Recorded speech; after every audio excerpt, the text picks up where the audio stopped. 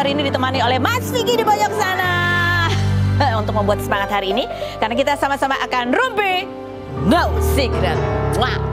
Ada beberapa bintang tamu yang akan kita ajak ngobrol hari ini. Salah satunya ini yang sudah kita tunggu-tunggu ceritanya. Ada apa sih di LA kemarin? Ada Marshanda ya. Tapi sebelumnya kita ke pojokan dulu untuk membahas berita-berita yang hot, baik yang datang dari dunia nyata maupun dari dunia maya. Apa yang lagi rame ya, kembali yang lagi rame ini adalah seputar proses perceraiannya Natalie Hozier gitu ya. Ini diduga gitu ya, postingannya itu sudah mulai ingin memberikan penjelasan dari sisi masing-masing gitu ya. Ini ada artikelnya, Natalie Hozier curhat soal diam adalah emas. Sindir Putri Delina tanda tanya. Ya itu hanya sekedar dugaan-dugaan kita lah, apakah itu menyindir, karena beberapa waktu yang lalu kan sempat nih Natalie juga posting ada kayak suara gitu ya, suara yang diduga seseorang itu pokoknya kayak ada orang ketiga lah gitu ya kan, jadi rame.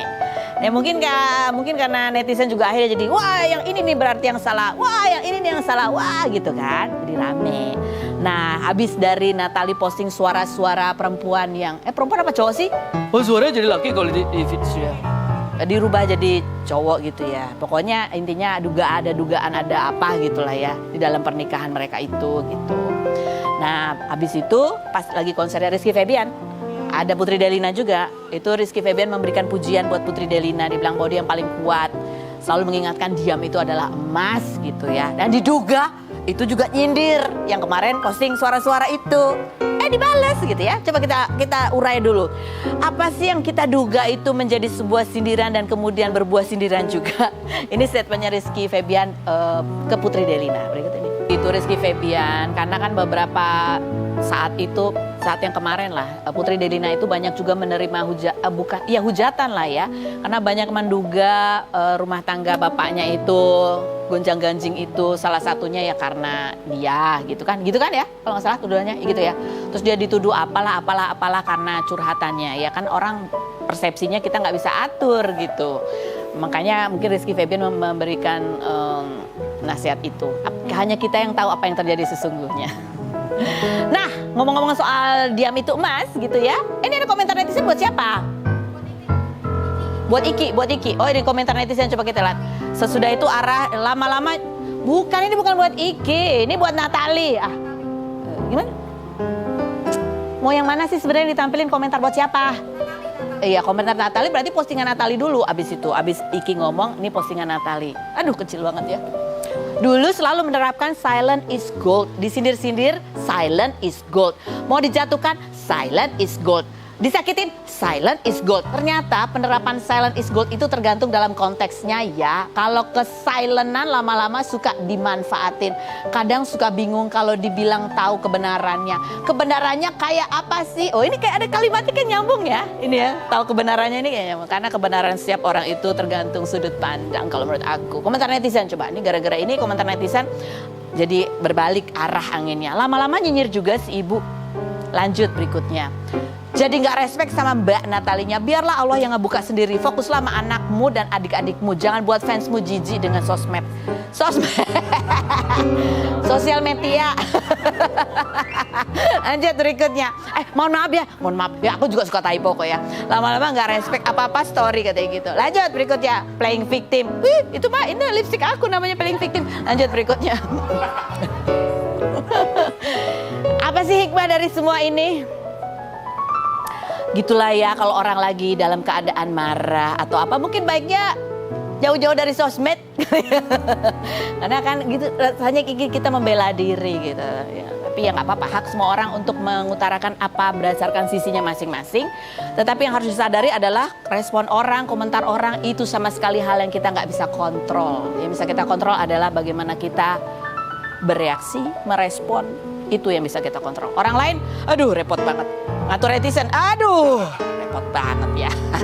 Kalau yang bintang tamu yang berikut ini, ada cerita apa? Dia kemarin ke LA, dikabarkan hilang. Kemudian dia bikin klarifikasi di YouTube channelnya bahwa pada saat dia di LA itu dia sempat dimasukkan ke mental health facilities. Seperti apa ceritanya? Kita akan lihat dulu profilnya berikut ini. Andriani Marsyanda, artis berusia 32 tahun yang pernah membintangi sinetron Bidadari tahun 2000 ini mengaku mengidap bipolar sejak 2009 dan pada Desember 2021 didiagnosa tumor payudara. Juni lalu, Marsyanda yang sedang berkunjung ke Amerika dikabarkan menghilang dalam kondisi panik oleh Sheila, temannya yang mengunggah kabar tersebut di akun Instagram sehingga menimbulkan kehebohan karena menandai akun Presiden Joko Widodo, Joe Biden hingga 911. Namun adik Marsyanda mengklarifikasi kakaknya tidak menghilang. Mantan istri Ben Kasyafani ini 5 Agustus kemarin memposting video dengan caption US trip hancur lebur yang menceritakan ia dikabarkan menghilang karena Sheila panik tidak bisa menghubunginya hingga menelpon ambulan yang membawa Marsyanda ke mental health facility selama 2 minggu dan diwajibkan membayar sebesar $20.000 atau setara hampir 300 juta rupiah. Setelah kejadian tersebut, Sheila memposting permintaan maaf karena telah membuat kegaduhan. Mengapa Marsyanda kembali membuat klarifikasi setelah beritanya reda dan Sheila sudah meminta maaf? Saksikan kisah selengkapnya hanya di Rumpi No Secret. Oke, ini seperti janji saya ketika bawain beritanya di pojok, nanti kita undang Marsyandanya, kita tanya langsung gitu ya. Ini ada klarifikasi Marsyanda hilang, tanda kutip di LA. Kamu udah bikin klarifikasi banyak. Dia mukanya kesal gitu, hilang, aku nggak hilang. Dia bilang. Hilang tuh saya kayak sinetron Jini gitu, hilang gitu. Waktu di sana kan kamu udah bilang aku nggak hilang guys, gitu kan, kamu bilang gitu. Terus ada beberapa juga statement kamu yang bilang apa sih, ada orang yang yang care, ada yang gitu, ya itu manusia kan, kamu berusaha menetralkan itu ya kan. Terus habis gitu mana screenshotnya, klarifikasinya, ada lagi abis itu pas pulang ke Indonesia dia bikin akhirnya di YouTube channelnya. Judulnya adalah pengakuan Marsyanda tanpa sensor, US trip yang hancur lebur katanya gitu. Betul. Itu kamu Tadinya aku, gambarkan. ya Allah, aku udah di kalender tuh udah penuh loh, Kak Ros. Kamu mau ngapain aja? Aku mau bikin musik, aku mau webinar, aku mau mau bikin kursus online. Itu udah full Di Amerika itu? di Amerika. Dan aku mau bikin live di Instagramku, di Telegram. Itu udah semua penuh yang udah nggak tahu kemana tuh. Dicari di lantai hilang, nggak kelihatan, semua masuk kolong. Hancur lebur. Dia malah 2 minggu ya kamu, apa 3 minggu lebih ya? 27 Juni sampai 11 Juli aku ditahan di rumah sakit mental health facility. Facility kan. Dan kamu menggambar ya hancur lebur lah gitu ya. Ini ada storynya. Kamu dan dia udah minta maaf ya. Tapi di postingan kamu kan kamu cerita kronologinya begini.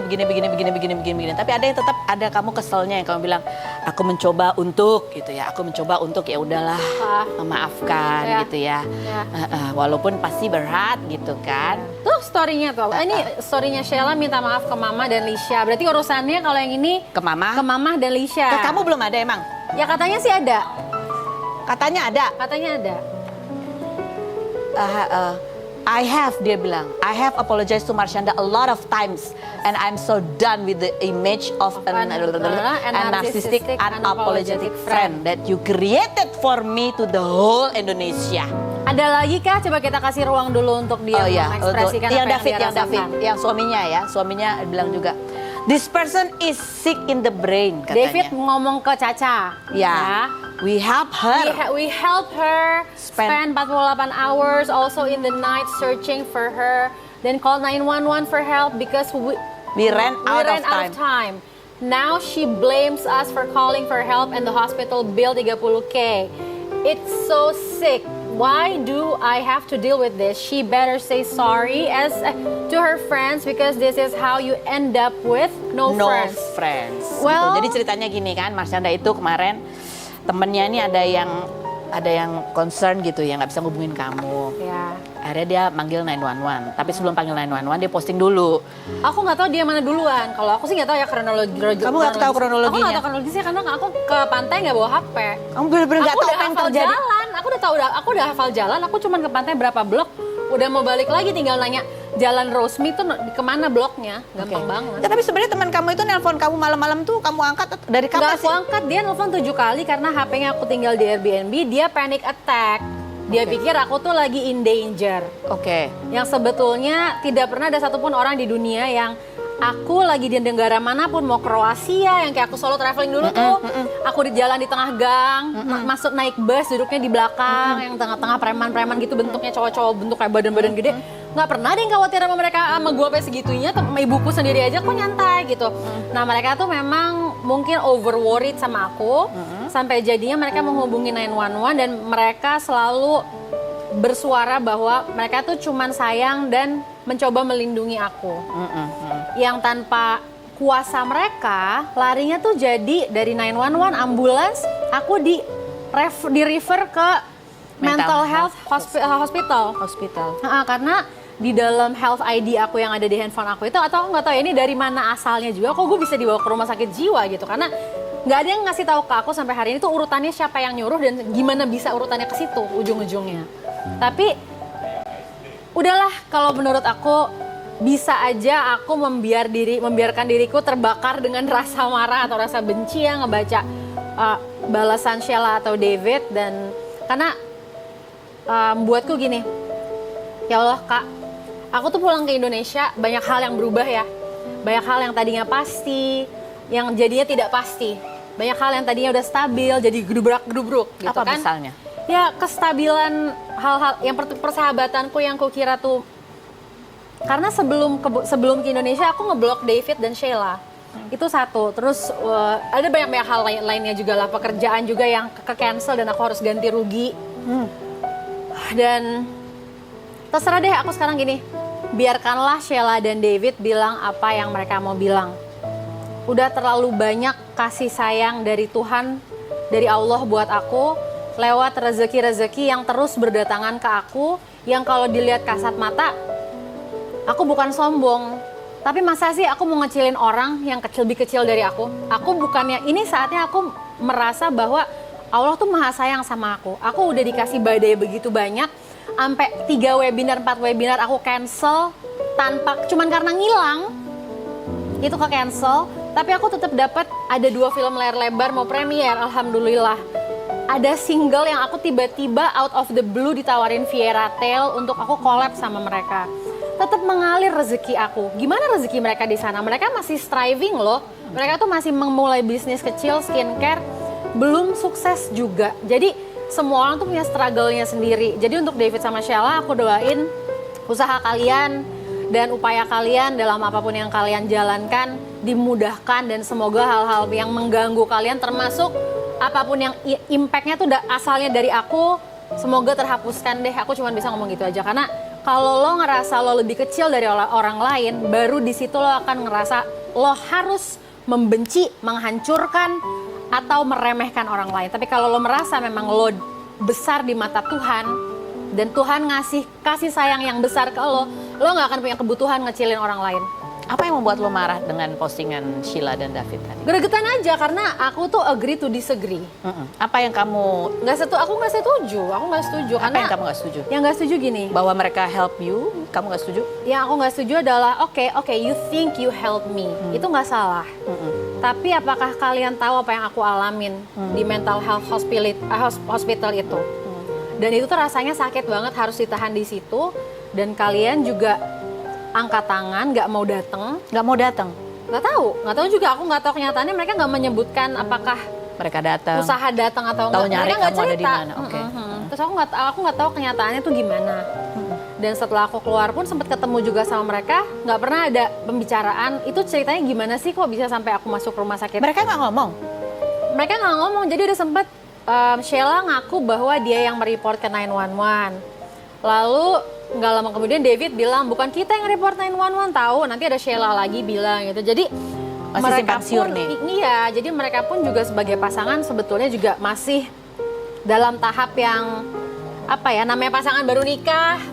Juga jadi ya gimana sih antara ngebela satu sama lain, tapi juga lo gimana sih, lo juga jangan gitu-gitu. Tapi ya, semua orang punya struggle sendiri-sendiri. Padahal dan kenapa kamu ngeblok mereka sebelum kamu pulang ke Indonesia? Karena kalau semakin kita ngomong satu sama lain, semakin kita maksain, akan semakin friksi, Kak. Oke. Aku udah ngerasa, udah deh kita pause dulu nih ibaratnya nih. Kamu nggak mau lihat postingan dia gitu ya? Aku nggak mau lihat postingan dia, jadi kita akan terus agree to disagree.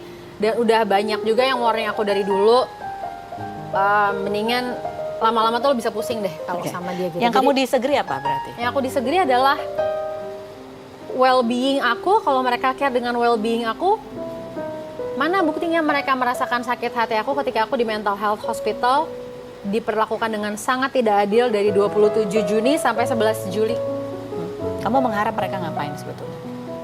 Say sorry. Just say sorry, duduk depan aku ngerasa kayak aku tahu itu painful banget dan itu berawal dari aku yang ngelapor ke 911. Udah itu doang. Itu doang sebenarnya. Itu doang. Sesederhananya. Tapi mereka malah sibuk siapa yang ngelapor gitu. Sibuknya macam-macam, yang lain-lain juga banyak sibuk yang lain. Jadi sibuknya fokusnya ke banyak hal lain. Oke. Selain kamu kesel karena mereka nggak say sorry dan merasakan apa yang sakit yang kamu alamin ketika harus masuk ke mental health hospital, kesel juga nggak bahwa mereka memviralkan ini gitu? Kamu lihat postingan-postingan mereka nggak? Enggak, karena aku kan selama di mental health hospital nggak boleh pegang HP. Jadi kamu nggak pernah ngecek Nggak juga pernah lihat, jadi bahwa aku dia ngetek Jokowi? Ya itu aku dengar dari orang. Aku tahu dari orang yang cerita dia tuh sampai ngetek Jokowi, ngetek Joe Biden. Nah ini. Ya itulah. Ya itu nggak ketemu, Ya, kalau kamu tahu bahwa dia sampai segitunya, aku pasti akan bilangin, please, kalian tuh udah kebanyakan ikut campurnya. Maksudnya, even mamah dan adik-adikku yang tahu aku dari lahir aja kok bisa lebih tenang dari kalian. Kalian tuh nggak pada tempatnya. Ada kok om kayak semacam om tidak kandung lah ya, yang Sheila tuh hormatin banget juga bilang, Sheila, kamu udah ya ngurusin Cacanya secara publik lagi. Caca tuh udah punya keluarga sendiri yang juga tempatnya lah untuk mereka untuk ngurusin. Gitu. Dan apa yang membuat kamu akhirnya klarifikasi lagi secara lebih komplit di YouTube kamu? Di situ kan kamu cerita. Gitu. Apa yang mendorong kamu akhirnya klarifikasi itu? Aku pengen cerita karena kalau aku kan banyak banget ya spekulasi, ketidaklurusan yang ada gitu loh. Jadi aku mendingan aku buka aja kenyataannya ini yang aku alamin dan ini yang membentuk Caca yang sekarang juga, itu juga adalah a part of me now. Dan juga aku percaya bahwa dari senyumannya David yang di situ, perasaannya Sheila, mereka tuh benar-benar percaya sama kata-kata mereka sendiri bahwa they are helping me. Kelihatan kok dari mukanya kayak muka tulus, ya kan? Tapi ya kadang-kadang orang tuh suka kayak niatnya apa di tengah jalan keputar. Nyampainya jadinya kok fals gitu kan, itu mungkin nggak cuma terjadi di aku doang kok. Jadi kamu merasa walaupun niat mereka baik, tetapi mereka agak kurang empati bahwa niat baik mereka mungkin itu. Mereka kurang tahu caranya harus gimana berbuat sesuai dengan etikanya tuh gini loh. Nah mereka nggak tahu aja etikanya mungkin. Oke. Dan kamu dari situ ditagih 20.000 US, hampir 300 juta gitu ya. Tapi kamu bilang ada hikmahnya kok di situ, gitu ya. Sambil melirik aku. Apa sih hikmahnya? Suruh bayar 300 juta, nginep di situ. Kan kita bahas lain berikutnya, jangan kemana. Tetap di Rumpi Indonesia.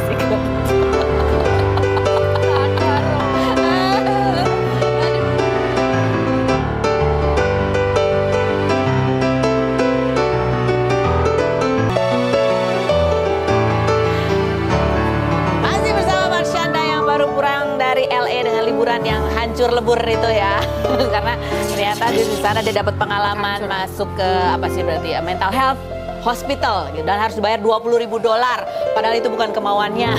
24.000 tepatnya. Astaga, oke. Apa hal yang aku jadi ngebayangin kayak di film-film gitu kan? Itu kan kayak nggak bisa keluar, nggak boleh keluar, harus nurut. Ya. Diapain yang menurut kamu itu? Aduh, itu pahit banget. Ya pokoknya ada satu momen yang bagi mereka tuh adalah perilaku agresif dari aku. Padahal aku baca di board, ada papan besar-besar dan ada buklet-buklet yang dibagikan ke semua pasien. Di pasiennya banyak kan? Nah, dan kita semua itu dapat buklet, ada tulisannya kalau kalian itu berhak minta tolong ke National Council of apalah gitu-gitu kalau diperlakukan tidak adil atau salah. Terus kalian berhak menolak treatment dengan cara menggunakan hak asasi manusia kalian. Tinggal kalian sebutkan cara ini. Atau kalian bisa untuk pasien nelpon ke ada nomor teleponnya. Tapi kita nomornya pakai apa? Nggak ada, telepon umum juga nggak ada, HP nggak boleh kan, nggak boleh dikasih.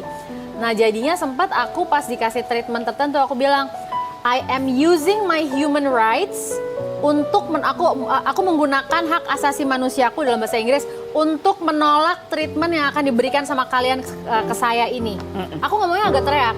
I refuse this. Aku menolak ini, aku menggunakan hak asasi manusiaku. Kalian semua nggak bisa giniin aku, ini nggak bener. Terus aku langsung ditahan tangannya ke belakang sama 5 orang suster cewek cowok. Dibawa ke kamarku, digiring. Terus ditidurin sampai brek gitu. Ditidurin gini dan disuntik. Aku disuntik dan aku tuh pikir itu nggak akan terjadi. Aku pikir aku bakal menang karena emang dia tulisan di buklet kan emang boleh. Tapi kok malah disuntik gue gitu kan. Wah itu parah sih. Terus mereka bilang kalau lo nggak bilang, lo akan silence yourself, kita akan terus nahan lo. Terus aku bilang, oke, I will stay in silence. I will stay calm.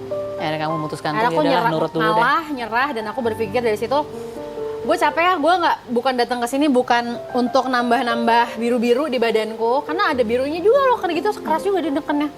Terus dari gitu aku mikir, mulai hari ini aku akan jadi pasien terpatuh. Dari situ tanggal 27 masuk, 27 Juni, 11 Juli aku keluar. Lama juga sih, 14 harian. Pada saat kamu diperlakukan seperti itu, apa perasaan yang buat kamu tuh berat banget, pedih banget? Rasa apa? Ya ada momen sedih sih. Kalau yang masalah digituinnya tuh ternyata tuh kita kalau lagi mengalami tekanan fisik itu nggak sakit rasanya, karena kita nggak fokus ke itu aku tuh nggak menyakiti aku digituin, karena aku tahu aku tuh ancaman bagi para suster, mereka yang sebenarnya takut sama aku. Tapi yang sakit adalah ketika Juli tanggal 4, which is 4th of July, ulang tahun Amerika, dan aku itu dikasih pasien-pasien kesempatan untuk nonton fireworks, kembang api dari lapangan basket yang disediakan ada di sampingnya mental health facility itu.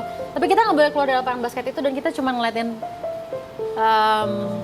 fireworks itu, kembang api, dan ada banyak, dan kita cuma duduk dari jam 10 sampai 12 dan aku inget kakak, aku inget adikku, aku inget mamaku dan teman-temanku, dan aku malah ngerasa kayak ya Allah miris banget ya gue di sini ngeliat fireworks yang lagi liburan sama pasien-pasien lain, dan itu rasanya aku nangis. Karena kayak sedih aja, gila ya ini dari rumah sakit jiwa ngelihat Independence Day gitu. Walaupun aku bukan orang Amerika, cuma kan itu momentum yang hari kemerdekaan, sementara kamu mestinya merasa meriah gitu loh. Ini malah di mental health facility gitu sementara kan. kamu merasa tidak merdeka pada saat itu. Betul sekali. Aku di penjara rasanya gitu kan. Ini ada mama kamu dan adik mendukung juga dari Indonesia. Berapa kali mereka hanya bisa boleh nelpon? 2 kali. Gimana? Itu dari Konjen atau KJRI yang datang ke mental health facility. Mama Malaysia tuh awalnya, sayang apa kabar, Caca gimana gitu. Aku masih kayak menunjukkan kalau aku tuh ceria ya. Terus yang kedua mama bilang, Caca please pulang. Mama pengen sama Caca, mama itu kan ada suka pegel-pegel, kakinya suka sakit. Gampang capek. Terus aku dong yang sering dia minta selain Lisha ya. Karena Lisha paling sering ada di rumah gitu ya. Mama tuh seneng kalau Caca healing, Caca sayangin mama.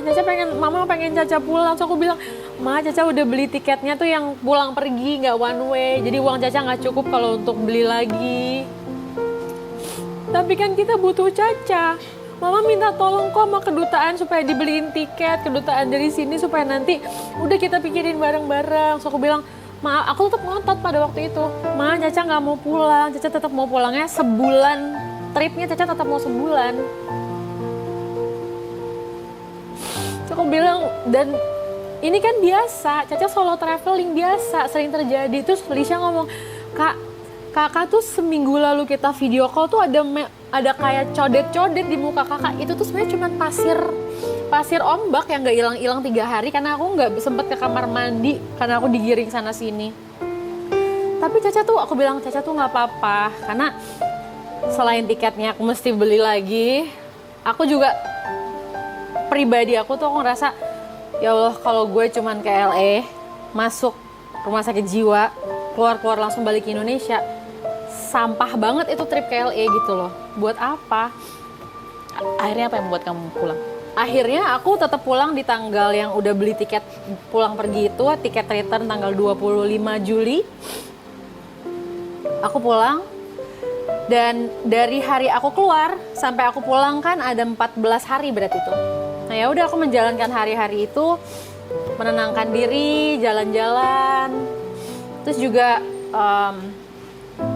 ya banyak hal yang banyak merenung sih, tapi lebih happy ya. Tapi justru baru menyadari realita apa yang baru terjadi itu pas naik pesawat pulang ke Jakarta. Apa realitanya? Kayak, wow, ini baru terjadi tuh ini ya, gitu. Aku tuh masuk mental health facility, aku tuh ini, aku tuh itu, aku tuh berantem. Kayak ngambang selama di sana. Iya, di sana tuh kayak masih di alam mimpi gitu loh, masih senang-senang, masih suka ke pantai gitu. Kamu bilang ada hikmah baik dari kejadian ini. Apa? Hikmah baiknya tuh ya, tadi aku udah sebut sih Kak, yang aku, alhamdulillah aku dapet Tawaran nyanyi. Ada film yang mau ada rilis. film, terus itu kan dari segi kerjaan. Terus juga aku ngerasa ternyata aku tuh nggak sendiri ya. Ternyata aku kaget, Karos. Maksudnya banyak banget orang-orang yang ikutan care sama aku. Adik-adikku tuh ngomong, Kak, orang-orang tuh komen di YouTube ngelihat Kak Caca tuh udah beda. Ini kayaknya lagi manik. Dan kakak tahu nggak itu mereka tahu kakak manik tuh dari siapa? Dari kakak sendiri yang mengedukasi kita semua. Aku ngerasa kayak, oh my God. Gue gak nyangka loh gue ada artinya di hidup orang lain. Dan sampai sekarang pun aku masih belum mau jejak untuk menyadari itu, karena masih belum selesai tujuan dan misi aku untuk jadi orang yang bermakna buat semua orang-orang yang aku sayang. Jadi aku belum mau berhenti. Walaupun kamu sudah mencapai itu, tetapi kamu akan terus melanjutkan. Iya, jadi mungkin nggak tahu deh ya, aku nggak mau bilang kalau aku sudah mencapai itu. Takut diuji lagi ya? Aku berserah sih kalau sekarang. Kalau kamu ketemu Sheila sama David lagi, apa yang akan kamu lakukan selain berikut ini ya? Kita undang 2 tamu lagi ya. Tapi ini bukan Sheila dan David. Ini Prilly sama Junior. Kita lihat dulu profilnya berikut ini.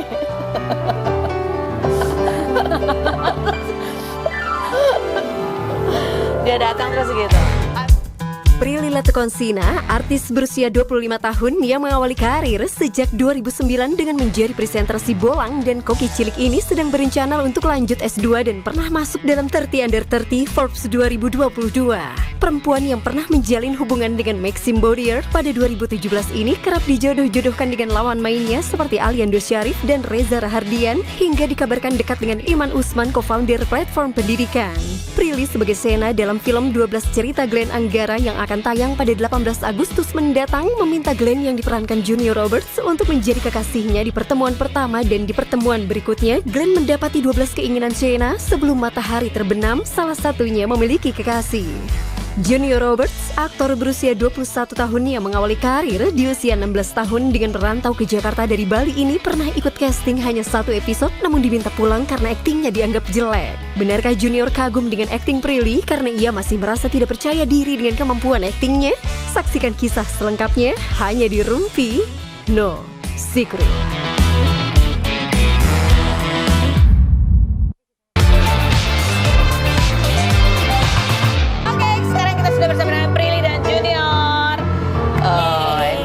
Berdua habis main film bareng, judulnya adalah 12 Cerita Glenn Anggara. Dialah si Glenn ini ya. Iya, baiklah.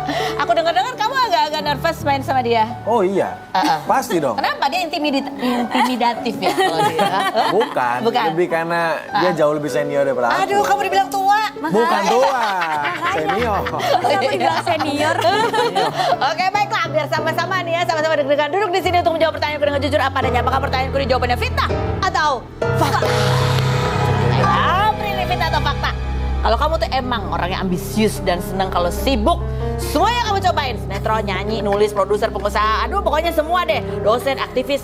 Walaupun karena ini semua mengorbankan waktu me time kamu dan bergaul. Fitnah atau fakta? Fakta. Fakta. Biar apa sih? Nah, itu biar. Itu pertanyaan papa saya juga. Biar apa sih? Biar apa sih? Biar nggak sibuk mikirin diri sendiri sama pasangan ya? Iya.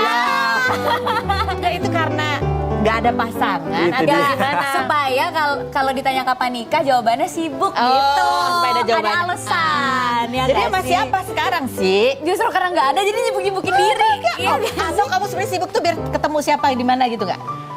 Bisa jadi. Biar nemu circle baru. Iya. Ketemu nggak? Enggak. Belum beruntung. Ya, astaga. Jadi terus apalagi? Jadi tujuannya cuma itu doang? Enggak lah, bercanda. Serius. Tujuannya karena aku suka, emang aku suka ngelakuin semuanya. Kan kalau bisnis kan emang udah dari dulu, jadi sekarang ngejalanin. Terus kalau kegiatan barunya kan di belakang layar, produser, sama mau registrasi jadi dosen praktisi gitu. Oh, pantes kamu stres ya, dia produser. Aduh. Jangan, udah kalem-kalem aja ini. Junior, Vita atau fakta? Nah. Kamu itu adalah orang yang nggak pernah mau klarifikasi apapun. Even itu adalah berita buruk tentang kamu. Karena kamu percaya, diam, itu emas. Fitnah atau fakta? Aku nggak bisa jawab nih, lebih ke yang cuek aja aku. Cuek aja. Iya cuek aja, bukan berarti dia untuk masuk apa, emang cuek aja nggak. Oh, dibilangin nggak kamu tahu, ya si udah. Junior tuh gini ya orangnya playboy gitu-gitu. Diam aja. Aku mah lebih mentingin ya udah aku syuting, aku bikin kaya aja, aku nggak peduli sama gosip-gosip gitu. Oh, kamu boleh. Lagi masih muda juga ya Yoi. kan. Sebelum Apa? Apa tuh? emang apa sih gosip?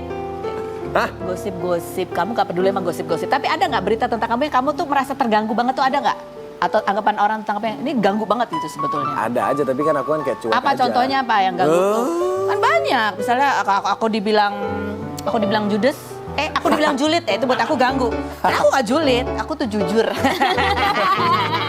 Kalau kamu apa yang mengganggu? Ada nggak? Ada lah, udah lewat. Apa, udah junior jauh. itu? Kita nggak usah dengerin lagi kali ya. Oh itu, masih Iya. belum bisa keluar nih, angki keselnya. Enggak, udah lupa, makanya nggak usah dengerin lagi. Oh iya, oke baik. Lanjut, Prilly, fitnah atau fakta? Kalau kamu itu dijuluki sebagai ratu quotes, karena setiap kalimat bijak yang kamu omongin banyak yang viral di TikTok. Dan itu semua adalah hasil dari pengalaman pribadi, fitnah atau fakta? Fakta, tapi aku nggak tahu kenapa sih viral terus di TikTok. Kan aku cuma bukan asal ngucap sih, cuma aku emang kalau ngomong gitu. Iya, Ya, coba karena kita yang ngomong baca Prilly ya. Ratu Konsina, Iya. gitu. Dan ini berdasarkan pengalaman pribadi. Coba sih kita telaah, coba kita munculkan. Set. Oh ini kompilasi. Kompilasinya, oh Viti. Oh, iya. Ih malu deh. Kamu tadi komen apa? Kamu komen apa? Bilang apa? Aku ngomong apa tadi? Tadi bilang kamu kayaknya punya pengalaman padahal apa tadi? Padahal Prilly itu. Ya, tadi aku cuma bilang kayak, mungkin soalnya kehidupan kamu masalah pasangan paling sedih, makanya. Oh, bener masalah pasangan Kali itu paling kali ya. sedih gitu. Kok tahu dia suka curhat-curhat ya? Dia kenal aku dari dulu, Iya, dari iya. 2017. Apa sih masalah pasangan yang paling sedih menurut kamu? Setelah berikutnya jangan kemana-mana. Tetap Iya, di Rumpi. iya. Rumpi.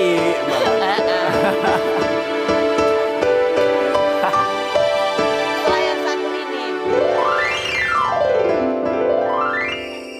Tamu kita dan kita mau tanya-tanya mengenai film 12 cerita Glenn Anggara yang akan segera tayang tanggal 18 Agustus. 18 di Agustus bioskop. di bioskop. Ini adalah spin-off-nya dari Mariposa ya. Mariposa. Nah, ada 12 permintaan kamu ya. Iya. Wish kamu yang coba dia wujudkan. Iya, dan dari wish itu akhirnya jadi cerita buat hidupnya dia. Oh. Setiap keinginan punya cerita sendiri buat hidupnya dia. Cerita Glenn. Kok dari kehidupan dia ceritanya bukannya itu Kan dia keinginan yang kamu? mencoba mengabulkan. Oh. Kadang keinginan aku tuh akhirnya membawa perspektif baru soal hidup di hidupnya dia. Ada keinginan yang sama dengan keinginanmu nggak, Prilly? Di 12 itu. Ada deh. Yang pertama kali ya?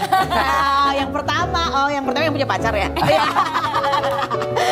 Oke, kita sekarang lihat ke Q&A. Pertanyaannya adalah, Prilly, kayaknya kamu jadi kamu enak deh, punya rumah gede, terkenal. Plus kenapa kamu rutin ke psikolog? Aku juga pernah lihat kumpulan konten saat kamu nangis dan ngerasa down. Biasanya apa sih? Udah kaya, cantik, ya? Kenapa? Ya. Kok bisa down? Setiap orang kan punya masalahnya masing-masing ya. Emang level masalahnya berbeda. Terus sebenarnya ke psikolog tuh nggak usah nunggu kenapa-kenapa sih. Kan kadang kita ke psikolog tuh kadang cuma butuh tempat untuk didengarkan sama dikasih solusi yang memang berguna. Kayak kadang suka dikasih solusinya tuh disuruh meditasi, disuruh ngejalanin terapi-terapi yang emang bisa dilakukan di rumah. Bukannya solusi temen yang Allah sih udah gue bilang, bukan yang gitu loh. Oke, sekarang kita tanya ke Marsyanda. Benar nggak cara yang dia lakukan itu untuk menjaga? Aku gurunya Prilly. Ya kan? Kamu sendiri kalau ketika menjalani ini gitu, begitu juga Kak? Menjalani apa? Menjalani kondisi kamu yang kadang-kadang ada maniknya atau depresi atau masalah yang sedang kamu hadapi sekarang ini kan juga berat. Iya sih, Membantu kalau kan? mungkin kalau nyambungin sama Prilly bener ya, aku misalnya aku nggak punya bipolar disorder ya, aku kalau punya masalah aku akan prefer untuk cerita ke seorang coach atau counselor dibanding ke anggota keluarga atau sahabat ya. Walaupun mereka baik, mereka care sama kita, tapi mereka nggak punya pengetahuan atau tools cara untuk strategi menyelesaikan masalah se-powerful yang diberikan oleh yang kita konseling itu. Jadi mintalah bantuan pada ahli. Tools-toolsnya lebih kaya. Jadi Mbak, kamu tuh downnya pada saat apa sih? Banyak lah kalau Satu. ya misalnya kalau nggak mencapai target kerjaannya, kan aku punya tanggung jawab di kantor kan. Kalau nggak mencapai target sedih. Itulah orang ambisius dan perfeksionis. Oke, baiklah. Sekarang kita mau dengerin ini ini soundtrack ya, lagu Iya, dari soundtrack. 12 Cerita Glenn Glenn Anggara. Judulnya adalah Luka Kecil. Kita akan dengarkan. Prilly akan nyanyi. Jangan lupa 18 Agustus tonton di bioskop ya. Ya. Oke, kamu mau nyanyi juga? Tidak, terima kasih. Marsyanda Junior, thank you. Terima kasih buat Anda semua. Senin sampai Jumat kita ketemu lagi di acara Rumpi 09.